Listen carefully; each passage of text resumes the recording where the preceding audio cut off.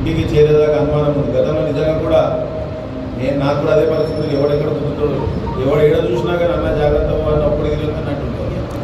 అంతగానో భీం భయం నాకు అర్థం కాలేదు. కానీ ఇట్లా భయపెట్టించేసిండు ఆ బాబు, ఏ బాబు జీవన్ బాబు ఆ రకంగా భయపెట్టించేసి ఎలక్షన్ల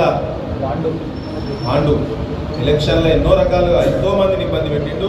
దాని యొక్క రిజల్టే ఇప్పుడు ఏదైతే 3వ ప్లేస్ పోవడం జరిగింది. 3వ ప్లేస్ కాదు, మళ్ళా జీవితంలో ఆర్మూర్లో పోటీ చేసే పరిస్థితి ఉండదని చెప్పి కూడా ఈ సందర్భంగా తెలియజేస్తుంది. వేల కుటుంబాలను ఇబ్బంది పెట్టింది. దాంట్లో నాకు తెలిసి ఇక్కడ ఇప్పుడు 55 ప్లస్ 43 అంటే 98 చెప్పిండ్రు. ఆ 98లో ఒక 50% అన్నా కానీ ఏదో రకంగా ఇబ్బంది పడ్డంలో మీరు కూడా ఉన్నారని చెప్పి కూడా ఈ సందర్భంగా తెలియజేస్తుంది. మీద మాకు దాడి జరుగుతూ కూడా దగ్గర ఉండి ధర్నా చేయడం జరిగింది.